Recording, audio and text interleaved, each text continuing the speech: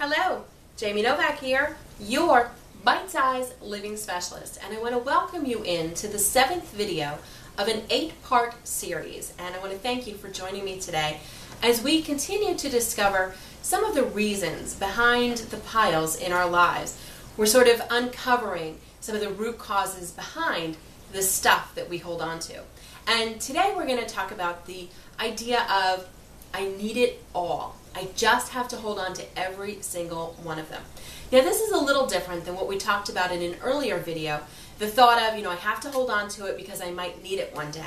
And in that instance, you're probably only holding on to one or two of a particular item for the fear of not knowing what tomorrow holds. Today what we're really talking about is the thought of I need to hold on to all of them. I need an abundant amount. And this is where we tend to overstuff our homes. And then of course they're cluttered because there's just too much stuff for the space.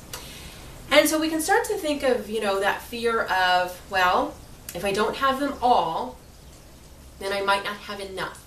And if I don't have enough, I fear the scarcity, the what if I'm left without thought. A lot of times this will come up as I'm talking to people when they say to me they moved a lot as a child, their childhood home had a fire in it, they didn't have much growing up, they grew up throughout the Depression where, you were just lucky to have a little bit of something, and so now that you have the opportunity to have a lot, well, more is better, and I need to hold on to everything. And so here's the thing we know for sure. When you hold on to everything, first of all, the good stuff gets lost in the mess. That's just a given. The other piece is, and I, hate to bring this up, but it's virtually impossible to have enough of anything to be assured that at any given circumstance you will be prepared. That's just the truth. We just don't know how many you'll need. But something I know for sure is this. When we really start to release that fear and start to just be okay with saying, I'm going to hold on to what I use and love, and I'm just going to be okay with that. What tends to happen is when you do have a need, and we know that that does occur, there are other people around you that come to you. You don't even necessarily have to go out and seek them, that bring with them what you need. Let me give you an example.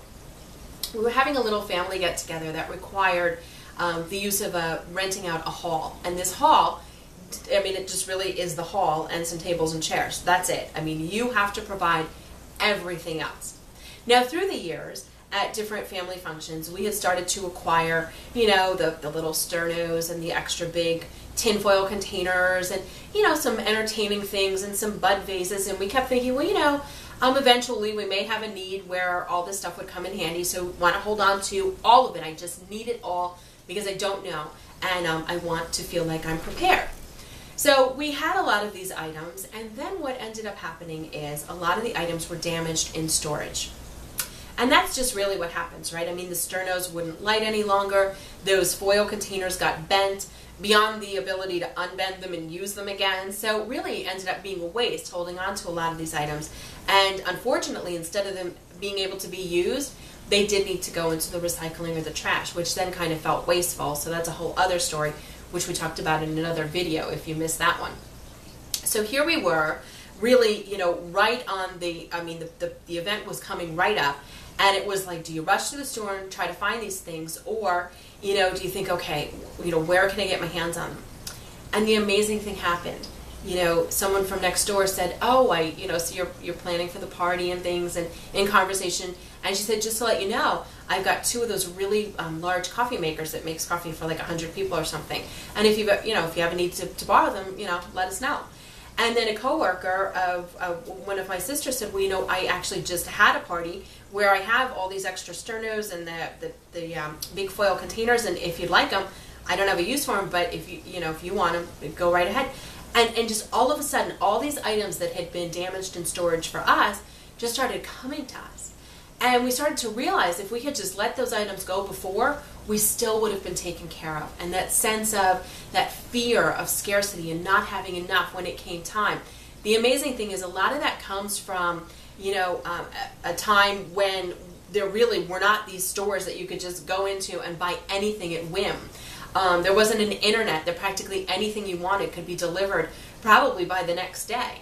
That fear is so deeply rooted in us from a time ago when, I mean, it just didn't exist in modern times. Now you really get the sense that if you don't have the item in your own home, a neighbor or friend doesn't have it, then a store will have it. And so we can really start to dispel a lot of that fear around that scarcity thought. So I hope that you had a little moment there where you go, you know what, I'm going to let something go, and if I need it, it'll come back to me. Well, this has been Jamie Novak, your Bite Size Living Specialist, and I'm wishing you a clutter-free day.